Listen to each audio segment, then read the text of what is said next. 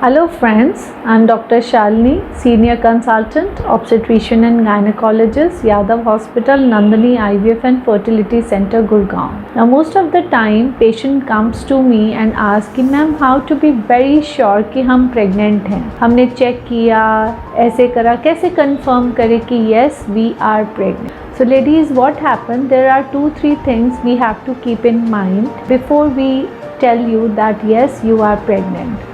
One, if a lady has a regular cycle, अगर आपकी cycle बिल्कुल रेगुलर है, 28 डेज़ की है, तो नॉर्मली अगर आपके 2 या 3 दिन भी ऊपर होते हैं तो वी रिकमेंड कि आजकल आप अपना होम यूरिन प्रेगनेंसी टेस्ट कर लें. अगर उसमें 2 लाइंस आती हैं तो उसमें शॉर्टकट होता है कि वो आप प्रेग्नेंट हैं. लेकिन अगर उसमें सिंगल लाइन आती है तो उसका मतलब ये नहीं है कि आप प्रेग्नेंट नहीं हैं. कई बारी क्या होता है, यूरिन में हमारे कभी आता नहीं है कि प्रेगनेंसी पॉजिटिव है.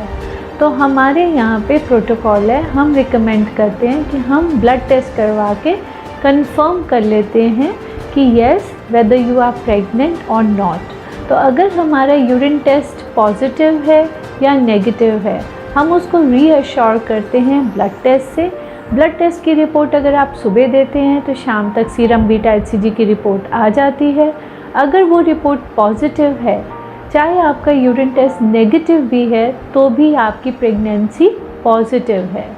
सेकेंड इम्पॉर्टेंट थिंग, सिर्फ एक प्रेगनेंसी को डायग्नोस करना इम्पॉर्टेंट नहीं है हमारे लिए आज की डेट में.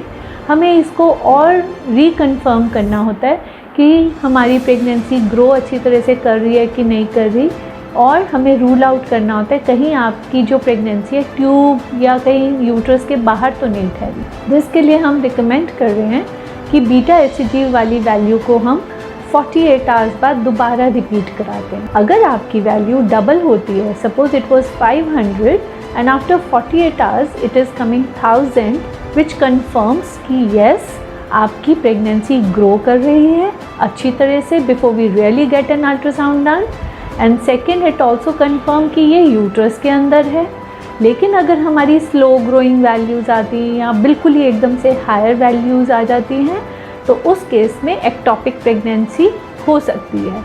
उसी केस में हम अर्ली अल्ट्रासाउंड रिकमेंड करते हैं ताकि हम अर्ली पता कर सकें कि हमारी प्रेगनेंसी एक्टॉपिक तो नहीं है और उसका मेडिकल मैनेजमेंट कर सकें.